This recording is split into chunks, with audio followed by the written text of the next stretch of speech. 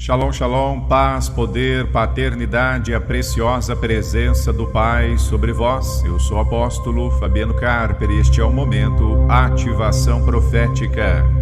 Em Hebreus 12, 28 e 29 está escrito: portanto, já que estamos recebendo um reino inabalável, sejamos agradecidos e assim adoremos a Deus de modo aceitável, com reverência e temor, pois o nosso Deus é fogo consumidor.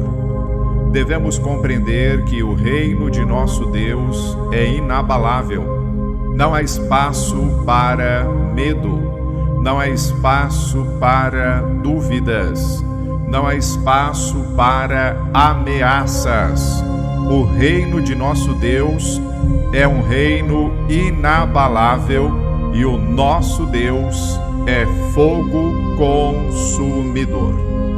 A igreja necessita mais do que nunca de homens sábios como José, como Daniel, como os profetas Elias e Eliseu. E vale lembrar que estes homens não tinham a plenitude do Espírito Santo como nós temos hoje em dia. Ao invés de nós progredirmos, nós regredimos e paramos no tempo. Onde a igreja errou? Errou deitada, porém adormecida em berço esplêndido, fazendo culto para homens ao invés de culto para Deus. Campanha disso, campanha daquilo, culto para tudo e para todos, menos para Jesus. E agora, Brasil? E agora, igreja? O reino é inabalável, mas nós precisamos trazer a manifestação do reino para esta terra. Terra não cura terra. O reino dos céus tem a cura para a terra. E de quem é a responsabilidade? Quem deveria ser a luz? Quem deveria ditar as regras? Ter a direção de sabedoria, ter o discernimento? A igreja. Onde está? Em partes encurralada, em partes ameaçada, sem respeito algum, por uma responsabilidade nossa. Segundo o livro dos Reis 13:14 diz: e Eliseu estava doente da sua doença de que morreu, e Jeoás, rei de Israel, desceu a ele e chorou sobre o seu rosto e disse: meu pai, carros de Israel e seus cavaleiros. Olha o respeito que os profetas tinham pelos reis. Os reis dependiam de profetas. Os profetas, eles tinham a equivalência da igreja na terra naquele tempo. Em 2 Reis 3:11 está escrito: e disse Jeosafá: não há aqui algum profeta do Senhor, para que consultemos ao Senhor por ele? Então respondeu um dos servos do rei de Israel, dizendo: aqui está Eliseu, filho de Safate, que derramava água sobre as mãos de Elias. Olha que tremendo, irmãos. Reis procurando a resposta, a direção, a sabedoria, a intercessão a Deus por meio dos profetas. E aqui nós tratamos de gerações posteriores, ou seja, Eliseu, como uma geração, ele recebeu o manto, o ministério, ele deu continuidade ao chamado de Elias. Se nós não buscarmos um chamado efetivo nos dias de hoje, um chamado que faça a diferença, qual o ministério? qual o chamado, qual o respeito, qual a direção, qual o manto que passaremos para as gerações futuras. É bem verdade que não recebemos muito das gerações anteriores. É bem verdade que nós devemos nos atentar para o agora e para o futuro. Os profetas daquela época eram respeitados pelos reis. E os de agora? Mateus capítulo 14, 5 está escrito: Herodes queria matá-lo, a João Batista, mas tinha medo do povo, porque este o considerava profeta. E Herodes era um bárbaro, mas ele respeitava, ele temia e ele considerava que João Batista era um grande homem de Deus.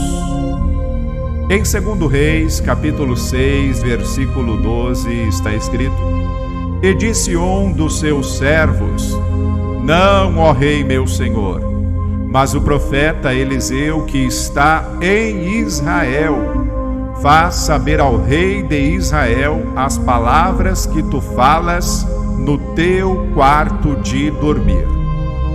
Olha que tremendo, irmãos. Isso aqui é para cair da cadeira. Isso aqui é para trazer uma indignação tremenda. A promessa de Joel 2:28, de Atos 1:8, que Deus levantaria grandes profetas com o derramar do Espírito Santo. O rei da Síria, ele tinha todos os teus segredos revelados pelo profeta Eliseu, que estava lá em Israel e protegia a nação. Não haviam manifestações, não havia caos, não havia destruição, não havia confronto, não havia incêndios, não haviam paralisações. Nós somos os responsáveis, igreja. Façam culto para Deus. Façam culto para atrair a resposta que vem do reino, que é inabalável. A misericórdia do Senhor é sobre o teu povo, mas o teu povo deve recorrer a Deus. Em Jeremias 29:7 traz uma revelação muito profunda. Israel estava no cativeiro na Babilônia, e olha como a misericórdia do Senhor se manifestou. E procurai a paz da cidade, paz no meio do cativeiro, para onde vos fiz transportar em cativeiro, e orai por ela ao Senhor, porque na sua paz vós tereis paz. A oração, ela traz paz até mesmo em meio ao cativeiro. A oração a Deus, ela traz o socorro de Deus, o socorro bem presente na hora da angústia. A igreja brasileira despertou em oração aos 48 do segundo tempo. Mas a boa notícia é: a misericórdia do Senhor pode reverter todo o caos, se orarmos, se buscarmos, se chorarmos, se nos arrependermos, se fizermos culto para Deus, culto para o reino, culto para celebrar a salvação, culto para declarar a vinda de Jesus, culto para confrontar o pecado, culto para trazer o remédio para o pecado. Jesus é o remédio que a nação brasileira necessita. Não estamos de luto, não estamos em silêncio. Romanos 8:31 diz: que diremos, pois, a estas coisas? Se Deus é por nós, quem será contra nós? A igreja precisa crer na Bíblia. Os profetas, os sacerdotes precisam dar uma direção ao povo. O clamor, a oração, o jejum, a humilhação, o arrependimento sinceros. trarão a paz que nós necessitamos. Isaías 43:13. Ainda antes que houvesse dia, eu sou, e ninguém há que possa fazer escapar das minhas mãos. Agindo eu, quem o impedirá? Se Deus agir, não haverá impedimento algum. Não haverá ímpio que escape das mãos de Deus. Mas como que traremos a ação de Deus? Como que nos moveremos em fé para Deus agir?